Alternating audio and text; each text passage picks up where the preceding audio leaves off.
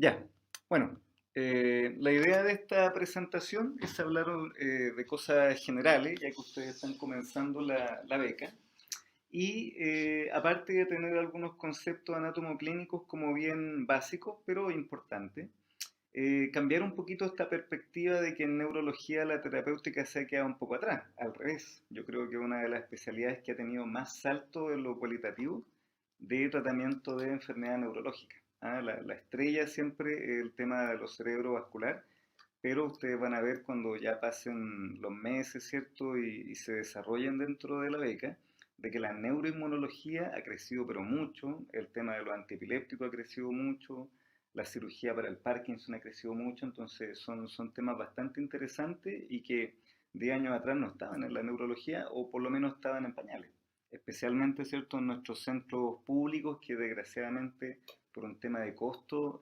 muchas veces vamos un poco a la cola de estos grandes cambios en la neurología. ¿Bien?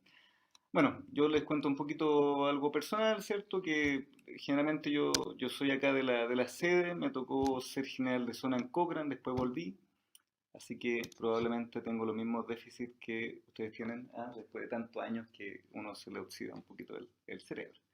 Bueno, ¿qué es lo importante de los conceptos como básicos de la neurología? Que ustedes los van a ver en forma permanente. De que nosotros tenemos una forma de enfrentar al paciente que es un poquito distinta al resto de la neurología. Siempre nosotros nos fijamos primero en el cuadro sindromático. El paciente que llega con cefalea, el paciente que llega con un síntoma motor, el paciente que llega con una afasia. Y luego nosotros tratamos de ubicar cuál será el lugar en el neuroeje donde está ubicada esa eventual lesión. ¿Ya? Para nosotros eso es muy importante porque primero nos tenemos que ubicar si es en el encéfalo, si es en el sistema periférico, porque eso va a determinar cuál va a ser mi conducta. Si yo tengo, por ejemplo, un paciente con una tetraparesia y estoy sospechando un Guillain-Barré, obviamente que voy a enfocarme en algo periférico, no voy a pedirle una resonancia de cerebro. Al revés, si tengo un paciente que ingresa por un cuadro ictal de afasia y déficit motor derecho, obviamente que ahí no tiene sentido pedirle una electromiografía. No sé si me siguen. Son como cosas bien sencillas, pero que es muy importante que el neurólogo lo tenga claro. O sea, en la etapa actual, en la época actual, donde es tan fácil pedirle una resonancia al paciente y poco menos que eso soluciona todo, nosotros como especialistas no podemos olvidar de que siempre lo más importante es ir a buscar el síndrome, después tratar de ubicar anatómicamente dónde puede estar la lesión y después, ¿cierto?, a través de los distintos exámenes que tenemos disponibles, llegar a un diagnóstico etiológico. ¿Eh? Pero eso tenemos que tratar de seguirlo. Obviamente que en la barbarie de la urgencia, de repente esta cosa tan bonita no se sigue, o en el policlínico que uno tiene poco tiempo, mucho paciente, etcétera, tampoco se sigue tan a cabalidad, pero esto hay que tratar de respetarlo y tenerlo siempre presente. El síndrome, ver dónde puede estar ubicada la lesión y después, mediante los distintos exámenes, llegar a un diagnóstico etiológico. ¿Mm? Es muy importante para nosotros, y se van a fijar a medida que pasen las visitas, ¿cierto? Los antecedentes del paciente. Por muchos motivos. No vamos a agotar acá ese tema, sino que lo más probable es que lo vayamos agotando a medida que veamos pacientes, ¿cierto? Que es lo más importante. Pero es fundamental. Por ejemplo, en el tema de la demencia, el hecho de que el paciente sea autovalente previo o no es fundamental. En el caso de los cerebrovascular, los antecedentes para poder ver las secuelas también es muy importante. No es lo mismo tratar a un paciente de 40 años que está en el pleno apogeo de su trabajo, por ejemplo, a un paciente de 70 años que ya tenía cierta pérdida funcional. Entonces, para nosotros es muy importante ver tanto el paciente como lo que nos puedan aportar los familiares. Muchas veces es un poco, no diría cómico, pero mucha gente que no conoce de la neurología se sorprende cuando nosotros de repente nos quedamos en detalles, por ejemplo, en qué trabaja el paciente. El tema de que se ocupa mucho las manos, se ocupa mucho la visión. Y eso fíjense que son detalles que hacen la diferencia. Un paciente que tiene un déficit visual va a depender mucho de cuál sea su trabajo, la importancia que tenga ese déficit visual. Yo tengo pacientes, por ejemplo, con hemianopsia, que trabajan en oficina y les da lo mismo. Pero un paciente que trabaja en un Transantiago, por ejemplo, hemianopsia significa que no puede seguir trabajando. Entonces, eso es muy importante. Lo otro que es muy relevante es que nosotros, sabiendo de que el examen físico neurológico es muy amplio, tratamos de focalizarnos. Por supuesto que el paciente que ingresa acá a sala de neurología, hacemos un examen físico lo más completo posible, pero siempre nos vamos focalizando en lo que tiene el paciente, lo que nos está cuestionando. Si yo tengo un paciente que ingresa por una demencia o por una sospecha de demencia, obviamente que mi foco va a estar en el examen mental, en las funciones cerebrales superiores. A diferencia de un paciente que ingresa por un movimiento anormal, que obviamente voy a enfocarme en el cuadro más motor. No significa que no lo examine completo, pero le insisto, el examen físico neurológico es amplísimo y uno siempre trata de enfocarse según la sospecha clínica que trae cada paciente. ¿Ya? Lo otro, bueno, acá aparece, cierto, un poco todos los antecedentes que hay que buscar. O sea, obviamente que esto uno lo va trabajando con el tiempo, según el paciente, según el motivo de consulta, pero la verdad es que son muchas cosas que hay que fijarse. Y ustedes que están empezando y que están viendo pacientes en sala, tienen que tratar de ver los antecedentes familiares, el uso de fármacos, las enfermedades crónicas, los hábitos que tiene el paciente, en qué trabaja, uso de drogas legales e ilegales, si hubo alguna situación desencadenante del cuadro neurológico, si hay algún grado de inmunosupresión, neoplasia sistémica, enfermedad autoinmune, o sea, un millón de cosas que a un principio uno como que se pierde un poco, pero después uno ya va viendo según la patología qué cosas preguntar. Por ejemplo, un paciente joven que tiene un accidente cerebrovascular, sí o sí hay que ir a pesquisar que el tipo no consuma drogas, especialmente en nuestro ecosistema, ¿cierto?, de este hospital, la incidencia de uso de cocaína es súper alto y la cocaína es muy stroke génico por distintos mecanismos. Entonces hay que ir a preguntar. Si yo tengo un paciente que tiene, no sé, una vasculitis, obviamente que voy a tener que también indagar si tiene algún antecedente inmunológico, etcétera. ¿Ya? Esto es muy importante. Bueno, con respecto a la historia, ustedes van a ver de que obviamente los pacientes traen distintos motivos de consulta, uno los va clasificando según los más comunes y a medida que pasa el tiempo uno ya tiene más o menos claro qué preguntar, qué hacer, qué estudio se recomienda para cada uno de los casos. Eso lo van a ir viendo ustedes con el tiempo.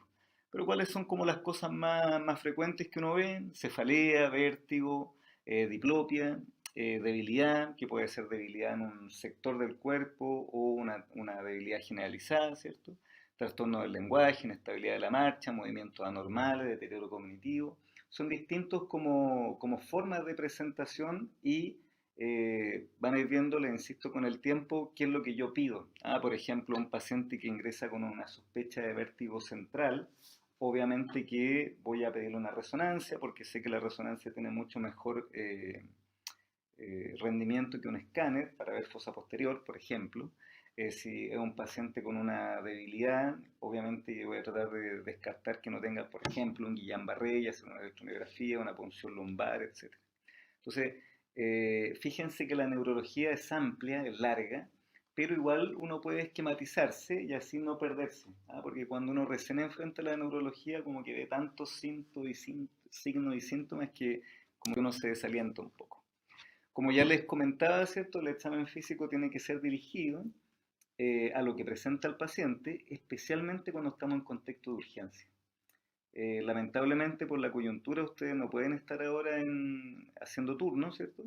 Pero una vez que se agreguen a los turnos se van a dar cuenta ahí cómo uno trabaja en el sentido de tratar de sacar la máxima cantidad de información posible en poco tiempo, porque hay poco tiempo.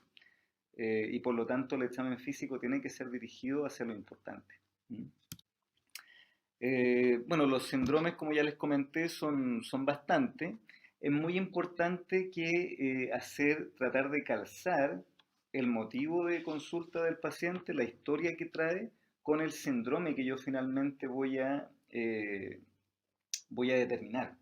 Por ejemplo, un paciente puede llegar con cefalea, pero al examinarlo veo que tiene una hemiparesia derecha. Entonces ahí mi síndrome va a ser una cefalea, pero yo pesquisé al examen físico un síndrome motor. Y eso me va a ir guiando en qué enfermedad va a tener el paciente. Entonces, ojo con eso, de que una cosa es lo que relata el paciente otra cosa es la historia clínica, otra cosa es el examen físico y obviamente que yo voy clasificando los pacientes y logrando ciertos síndromes que me ayudan a seguir con el estudio. ¿Bien? Con respecto a la topografía, aquí hay algunas cosas que son bien interesantes. El cerebro humano es bien estable, entonces en general el lóbulo frontal funciona más o menos igual en todas las personas, el parietal igual, etc.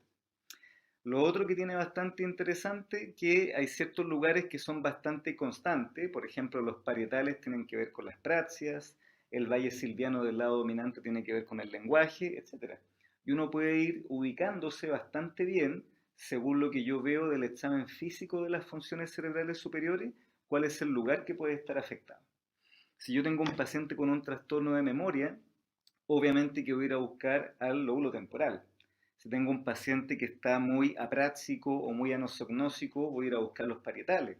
Si tiene liberación frontal o está disejecutivo, voy a ir al lóbulo frontal, etc. Entonces, en ese sentido, es como fácil de mapear si es que uno tiene los tips clínicos, ¿cierto? Y sabe cómo examinar las funciones cerebrales superiores. Siempre hay que recordar el homúnculo motor, es una pregunta bastante recurrente, recordar que hacia lateral va a estar más representada la mano y la cara, en cambio hacia medial, ¿cierto? Va a estar más representado el tronco y la pierna. Esto tiene una gran importancia para distintas situaciones, por ejemplo en lo cerebrovascular, si yo tengo un paciente que tiene en forma marcada una paresia de la pierna por sobre el resto del eje, uno dice, chuta, hay que pensar que tiene una lesión en la línea media, puede ser la arteria cerebral anterior, o si estamos en un contexto de cefalea, podría ser una trombosis venosa cerebral que afecta bastante, ¿cierto?, el seno sagital superior, por ejemplo. Entonces, el homúnculo motor es muy importante. Córtico espinal, la vía córtico-espinal no se cruza un 100%. Hay un 10% de la vía córtico-espinal que no se cruza, que tiene una representación bilateral, y eso explica, por ejemplo, por qué los pacientes con accidente vascular en general recuperan bastante el tronco, la postura, logran sentarse, a pesar de que tienen déficit motores importantes. Y eso es porque todo el eje axial tiene estas fibras que no pasan completamente de la vía córtico-espinal. ¿Bien?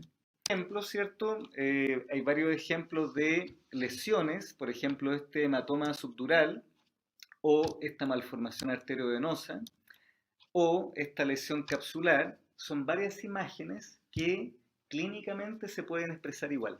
¿Ya? O sea, tanto un subdural izquierdo como una MAP rota izquierda, como este infarto tálamo capsular izquierdo, se pueden todas representar como una hemiparesia derecha.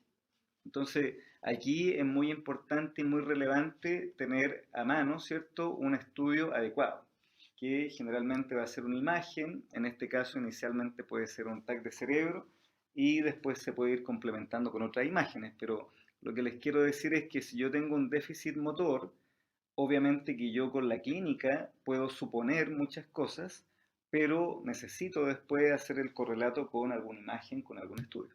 ¿Sí? Entonces, por ejemplo, tenemos un paciente con un síndrome lacunar motor derecho, puede tener, después del análisis que uno hace, ¿cierto?, una topografía capsular izquierda, y cuando yo hago el escáner, efectivamente, por ejemplo, es concordante con eso y eventualmente eso pudiera llevarme a una trombolisis, en un caso específico. En un caso de que yo tenga un hematoma subdural, no va a ser esta secuencia, sino que va a ser pedir la evaluación por el neurocirujano para que evacúe ese hematoma subdural si es que es necesario, etc. Entonces, es muy importante tener ese concepto de que cuando yo hablo de un síndrome, obviamente que yo tengo sospecha de dónde puede estar etiológica, dónde puede estar ubicada anatómicamente esa lesión, pero cuál va a ser la etiología, una hemorragia, un infarto, un tumor, etcétera. Eso obviamente me lo va a dar el estudio, la imagen. Uno puede tener mucha sospecha, pero hay muchos casos en los cuales uno finalmente llega a esa imagen. Bueno, hoy en día nosotros tenemos mucha terapéutica y les voy a comentar algunos avances interesantes que han habido, pero en neurología está la terapéutica de antiepilépticos, inmunomoduladores, trombolíticos, analgésicos, las profilaxias de cefalea, antigenoso, antiagregación, anticoagulación, qué sé yo. Hay un millón de herramientas que podemos ocupar y que tenemos a mano. ¿Qué es lo primero que uno siempre le muestra a los becados por un tema de frecuencia de presentación? Los avances que hemos tenido en trombolisis y en trombectomía. Este centro en particular tiene harta experiencia en trombolisis, yo diría que es el centro público que tiene más experiencia. ¿Y por qué? Porque tuvimos la oportunidad de ser el plan piloto de trombolisis. Así que desde el año 2009 aproximadamente que se están trombolizando pacientes, eh, que se ha ido actualizando, ¿cierto?, la guía local con respecto a lo que pasaba internacionalmente, y hoy en día tenemos más de 500 pacientes trombolizados.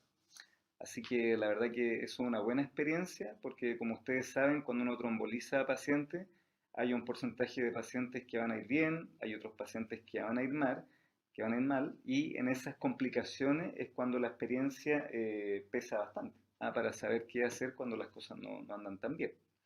Este paper, ¿cierto? Se lo recomiendo, un paper ya un poco antiguo, del 2011, donde aparece la primera experiencia publicada, ¿cierto?, de nuestro hospital con respecto a los pacientes trombolizados y que tiene rangos de seguridad bastante similares a lo que está descrito en la literatura, ¿ya? Acá aparece, ¿cierto?, una diapositiva que es como bastante icónica de la trombolisis y que es un concepto que uno trata siempre de repetir con los colegas, y es que es tiempo dependiente la trombolisis. Si yo trombolizo a un paciente en un comienzo, la primera hora, la capacidad de que esa trombolisis sea exitosa es muy buena. O sea, cuando uno habla de que la ventana de tiempo, por ejemplo, actual es hasta 4,5, no significa que yo tenga que esperar hasta 4,5, sino que sigue siendo muy importante. Mientras más rápido lo hago, más posibilidades de que me vaya bien, ¿ya? Acá hay una revisión del Lancet que es muy buena, donde aparece el NNT para que el paciente se vaya caminando a la casa. Y si ustedes se fijan, si yo trombolizo al paciente en los primeros 90 minutos, el NNT es de 4,5. En cambio, si yo lo trombolizo en los últimos 90 o 60 minutos, el NNT se dispara casi a 20. Entonces, es muy importante, independiente de que yo tenga más tiempo dentro de la ventana, siempre tratar de hacerlo lo más rápido posible, ¿ya? Acá aparece una presentación que se hizo para el Mundial de Stroke del 2015, donde ya aparecen, ¿cierto?, más de 200 trombolisis. Así que realmente en ese sentido tenemos experiencia. Con respecto a la trombectomía mecánica, también tenemos la suerte de ser pioneros en eso, y del año 2012 que ya se realizan trombectomía mecánica en este hospital. Yo diría que del año 2015 aproximadamente ya se hacen en forma un poquito más sistemática, ya ha aumentado el N, pero ya del 2015 que se realizaban. Las indicaciones como más gruesas que hay hoy en día, fíjense que no tienen límite de edad, sobre 18 años. Lo más importante es que el paciente sea previamente autovalente, y lo otro que es muy importante es poder demostrar en el escáner y en el angiotac de que hay un stop en la parte proximal de la arteria cerebral media. Entonces, hoy en día nosotros ya estamos girando de que ya no les pedimos un escáner a los pacientes cuando llegan en ventana, sino que siempre un escáner con un angiotac, para que ustedes ya se vayan un poquito acostumbrando a eso. ¿Y por qué? Porque se ha visto de que cuando yo tengo un stop en un vaso grande, la arteria cerebral media o la carótida, la trombolisis la verdad que no va a abrir ese vaso, es difícil que lo abra. Entonces, hoy en día nuestro concepto es, si el paciente tiene un stop en M1 o en carótida y tiene un escáner que tiene un aspecto adecuado, ¿cierto? La idea es hacer la trombectomía lo antes posible. Antiguamente se tenía el concepto de que se hacía la trombolisis y si la trombolisis fallaba, ahí iba la trombectomía. Eso hoy en día ya no va. Hoy en día la trombectomía, mientras antes, mejor, ¿ya? ¿Cuál es el tema? De que los radiólogos intervencionales y todo esos equipos están de llamado. Generalmente se demoran media hora, 40 minutos. Entonces, bueno, entre no hacer nada y como no está demostrado todavía de que no se realice, igual uno le hace la trombolisis, pero sabiendo de que lo más importante es rápidamente sacar ese trombo. Hemos tenido situaciones en horario de oficina, por decirlo de alguna forma, donde los endovasculares están acá y hemos pasado el paciente de la urgencia directamente al angiógrafo sin hacer trombolisis, ya han andado bien. Porque como les digo, cuando hay un trombo grande, el trombolítico es difícil que abra ese vaso. ¿Ya? Y eso no lo digo yo, sino que hay varios papers al respecto que hablan de tasas de apertura que son bastante bajos con el trombolítico. Como ven ustedes, ¿cierto? Bueno, aquí se ve un poco chiquitito, hay que acercarse, pero ahí se ve como el N ha ido aumentando con el tiempo. Al día de hoy tenemos aproximadamente 130, 140 trombectomías. Así que igual es un número importante y desgraciadamente por el tema de la coyuntura no hemos podido retomar que teníamos la idea de hacer una publicación al respecto, pero bueno, eso está un poquito en stand-by. Lo otro que ha aumentado bastante este último año y nosotros también aquí, no es que lo diga yo, sino que efectivamente también es pionero acá, el Servicio de Salud Sur tiene la capacidad de hacer teletrombolisis. Y eso la verdad que es bastante importante porque obviamente hay lugares donde no hay neurólogo y en el traslado de esos pacientes se perdía tiempo precioso para salvaguardar las neuronas de esos pacientes. Así que hoy en día un centro importante de teletrombolisis está acá en el área sur, que incluso trombolizan pacientes de Isla de Pascua, ¿ah? Pero también de Talagante, ¿cierto? Bueno, de varios hospitales que no tienen la posibilidad de tener neurólogo acá. Así que esto es un desarrollo bastante importante y tenemos varios colegas que se formaron acá en este centro y que están liderando el tema de la teletrombolisis, el doctor Mancilla, por ejemplo. También el doctor Jurado, que pasa visita acá, también trabaja allá. Así que la verdad que es un avance bastante importante. Lo otro que lo otro que es muy importante y que van a haber cambios probablemente a futuro es el tema de los antiepilépticos, ¿ah? Saliéndonos un poquito del tema de lo vascular. No sé si ustedes, bueno, ustedes son muy jóvenes, así que no tienen tanta experiencia en ese sentido, pero hace 10 años atrás, 15 años atrás, uno se batía con los fármacos más clásicos en la parte pública. Carbamazepina, fenitoína, fenobarbital, etcétera. Y hoy en día ya tenemos la posibilidad en atención primaria de darle betiracetán y dar la motrigina. Dos herramientas súper importantes, especialmente para las mujeres embarazadas, y que, como les digo, hace recién 15, 20 años atrás en la red pública no teníamos esa posibilidad. Hoy en día se habla del concepto más que de antiepiléptico, de anticrisis, ¿ah? Porque los fármacos no hacen que uno deje de tener epilepsia, sino que hacen que uno no tenga crisis. Y lo más probable es que a largo plazo se establezcan nuevos medicamentos. Uno de los nuevos que hay hoy en día es el perampanel. Y obviamente que hay que estar atento a su aplicación clínica y a su aterrizaje en la práctica diaria, ¿ah? Porque hoy en día la verdad es que hay más experiencia en Estados Unidos que acá en Chile. Pero como les digo, lo más probable es que se agreguen nuevos medicamentos al arsenal y esto es algo que siempre está avanzando en neurología. El otro concepto importante que está avanzando hoy en día es tratar de, en forma precoz, detectar pacientes con focos epilépticos para operarlos, ¿ah? Hay un programa del ministerio para poder detectar pacientes con foco epiléptico, hacer resonancia en forma precoz, para poder operarlo y eventualmente incluso liberarlos de tener crisis. Así que es igual es un concepto que ha cambiado porque antiguamente era muy difícil lograr una resonancia en la parte pública para los pacientes epilépticos y había que seleccionarlos bastante. Hoy en día la idea es que el paciente adulto que llega a un programa de epilepsia tiene que tener resonancia sí o sí, independiente muchas veces del tipo de crisis, porque el tipo de crisis es tan variable, depende de la historia que te cuenta el paciente, muchas veces uno no la ve. Entonces, en general hoy en día se promueve harto la resonancia para ver si hay algún foco que pudiera ser operado y con eso liberar al paciente de crisis. ¿Ya? Hay mucha mitología hoy en día con el tema del uso de cannabis. La verdad que el uso de cannabis hoy en día está demostrado para el síndrome de Dravet y para algunos casos de Lennox-Gastaut, que son dos epilepsias que se ven más en neuroinfantil. Así que hay que tener ojo con cannabis porque para la gran mayoría de pacientes epilépticos no está demostrado su utilidad. Y hay muchos pacientes que incluso dejan la terapia tradicional por ocupar cannabis y eso obviamente conlleva un alto riesgo de descompensación. Recuerden que el estatus convulsivo, la principal causa es la toma incorrecta o la no toma de fármacos. Así que la verdad que en esto yo creo que nosotros como neurólogos tenemos que ser bien disciplinados, ¿cierto?, en dar la información que tiene evidencia. Y los pacientes hoy en día preguntan mucho sobre el uso medicinal de cannabis y uno, que está demostrado solo para algunos tipos de epilepsia y segundo, tampoco el cannabis, entre comillas, medicinal en nuestro país está regulado. Entonces uno tampoco sabe qué es lo que están consumiendo los pacientes. Así que hay que tener mucho ojo con eso. Hay aquí algunos papers que hablan un poquito de lo mismo, ¿cierto?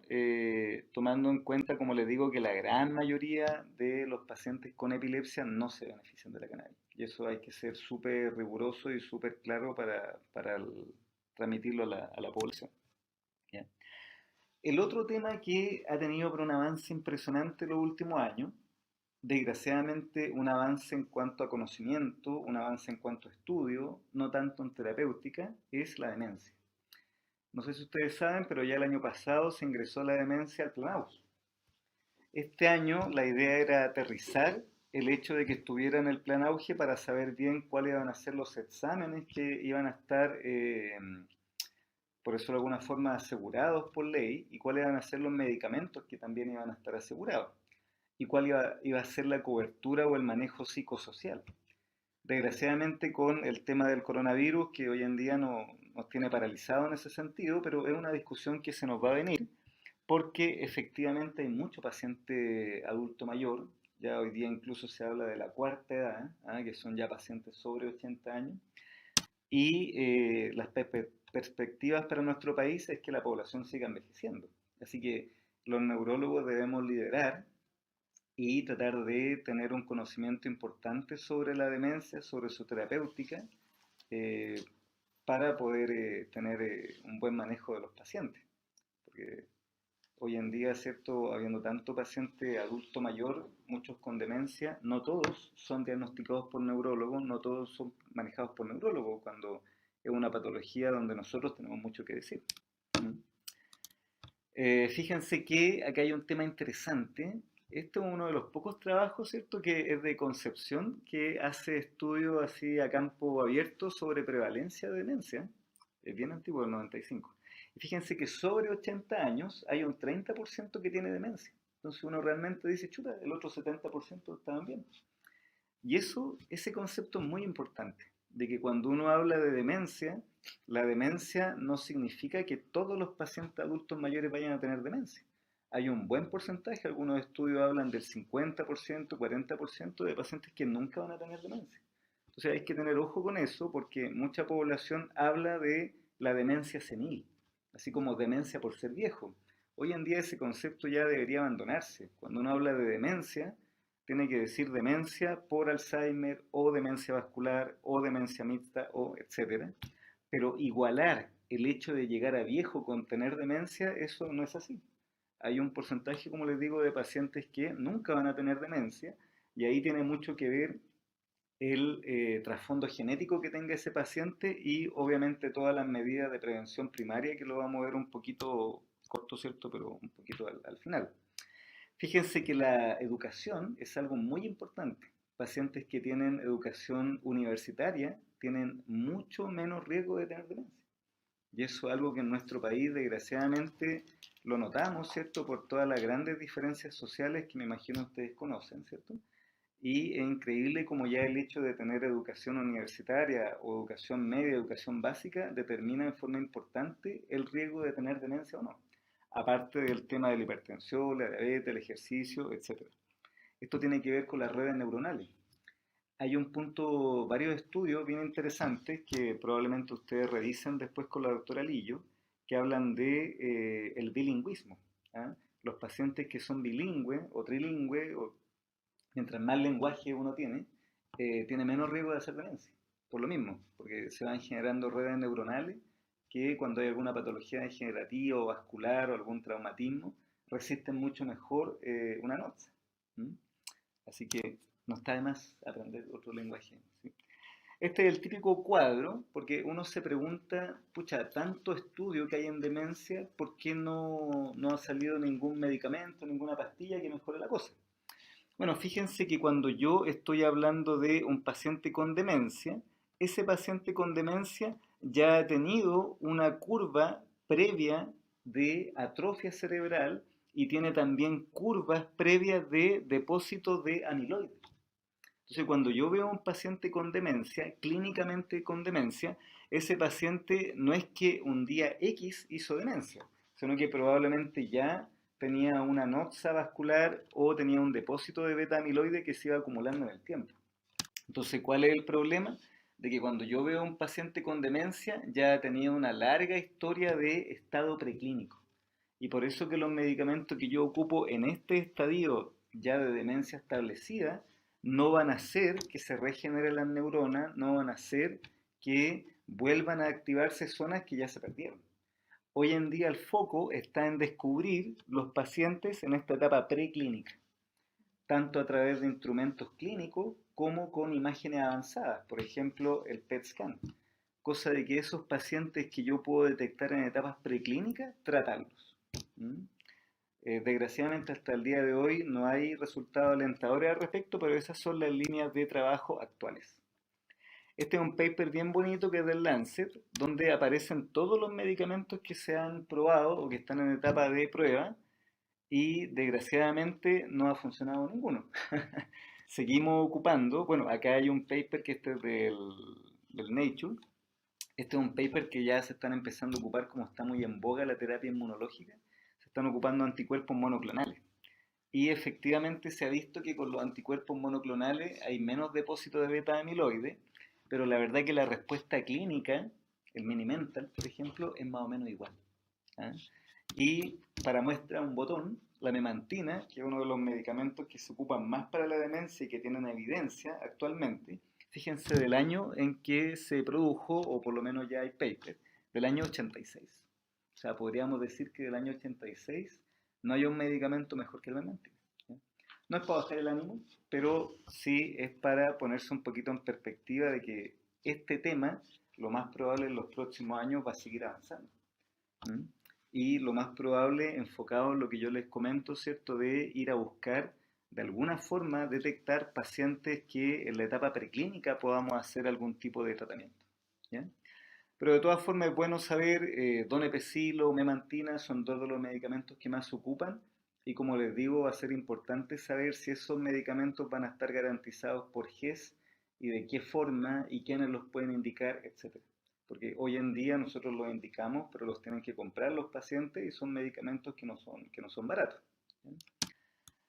Bueno, otro tema importante, interesante, ya finalizando un poco la presentación, ha sido un pequeño barniz de este temita de la neurología, es el Parkinson. ¿Ya? Hoy en día en el mundo, todo paciente que tiene menos de 50 años, que es autovalente, que tiene poco tiempo de Parkinson, la idea es ofrecer la posibilidad de colocar un transductor profundo y mediante esta cirugía hacer que el paciente esté de 10 a 15 años sin ocupar medicamento y funcionalmente trabajando, participando de sus actividades diarias. Recuerden que el Parkinson, uno de los principales problemas es que el neurodegenerativo avanza y con los años los pacientes van haciendo mucho efecto secundario de la levodopa. Por lo tanto, es muy importante tener a mano estas opciones quirúrgicas que en el mundo se están desarrollando y que en Chile tenemos la posibilidad o tenemos la experiencia de que en el Hospital San Borja se están colocando los primeros pilotos, ¿cierto?, de transductores profundos. ¿Ya? La idea, obviamente, es tratar de expandir esta situación, porque como les digo, la levodopa, si bien es un medicamento clásico y que se ocupa bastante, tiene muchos efectos secundarios a largo plazo. Así que, como les digo, este también es un avance importante y que nosotros deberíamos tratar de colocarnos un poquito la cola para los próximos años y poder replicar ese tipo de proyecto en nuestros centros. Otro tema que es muy relevante y que en los últimos años ha tenido una gran explosión, y en esto hay que reconocer al padre de la neuroinmunología, que es Joseph Dalmau, es toda la cantidad de anticuerpos que se han podido detectar para distintas patologías neurológicas. y que antiguamente eran catalogados como patologías criptogénicas o que no había una causa clara. Hoy en día sí se sabe que hay distintos anticuerpos dirigidos a distintas noxas, tanto en el sistema nervioso central como periférico, y que se pueden detectar con los mecanismos que hay actualmente. Y que hoy en día, nosotros manejamos con anticuerpos y probablemente a futuro haya algún tipo de terapia más específica. ¿Ya? Este es un caso bastante interesante que siempre lo tratamos de comentar para que sepan, ¿cierto?, de que esto se puede hacer a nuestro nivel y que tiene, si uno logra detectarlo, son muy agradecidos, son pacientes que andan bien. Entonces, esta es una paciente de 17 años que hizo un brote psicótico, tuvo una mala respuesta a los antipsicóticos y por lo tanto los psiquiatras pensaban que podía tener algo orgánico.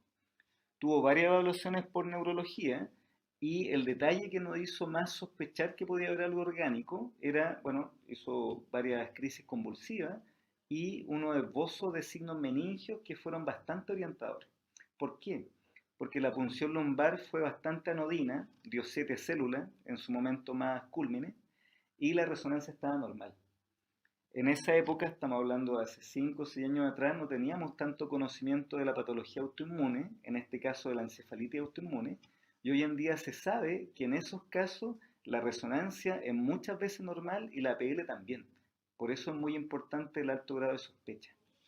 Se le pidieron los anticuerpos a esta paciente que salió con anti-NMDA positivo, era una muchacha joven y estaba asociado a un teratoma. Se pudo operar ese teratoma y la paciente después de un mes y medio, entre que ingresó y estaba catatónica, con un cuadro psicótico bastante severo, la verdad es que salió adelante y anduvo súper bien. De hecho, después quedó irreconocible, anduvo muy bien.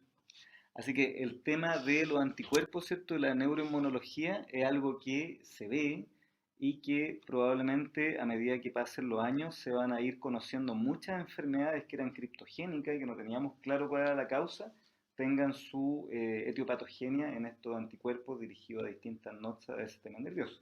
¿Bien? Este es un libro que yo recomiendo, ¿cierto?, que es de una periodista que tuvo una encefalitis autoinmune, que incluso tiene una película, me parece, y que habla un poquito de su experiencia teniendo esta enfermedad. Y que, como les digo, antiguamente se intuía que podía ser algo inmunomediado, se manejaba mucho con corticoides, pero hoy en día ya tenemos mucho más específico qué anticuerpos son y qué se puede hacer en cada caso. Y para que ustedes se den cuenta de todo lo que podemos hacer en este centro, es una paciente que tuvo un TASI derecho, un NH de 18 y que consultó en Peñaflor. Luego de eso fue derivada a Talagante y en Talagante se realizó teletrombolisis. Como ya les comentaba anteriormente, era un trombo grande, así que el alteplase poco hizo y se derivó acá a nuestro centro, donde se realizó la trombectomía. En total, entre que empezó con los síntomas en Peñaflor y se hizo el procedimiento acá, pasaron 5 horas. Fue un procedimiento exitoso, ¿cierto? Y se detectó que tenía una FA, así que la paciente actualmente está viviendo, haciendo su vida normal, ocupando anticoagulantes. Y aquí tenemos las fotos, ¿cierto?, de la angiografía previo a la trombectomía y después de la trombectomía y el control ambulatorio, ¿cierto?, donde la paciente estaba, la verdad, con un examen físico normal.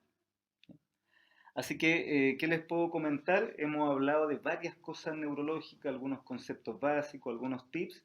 Lo más importante es que ustedes sepan de que es una especialidad viva, que está creciendo, que está cada día tratando de lograr mejores respuestas y mejor terapéutica para las distintas patologías.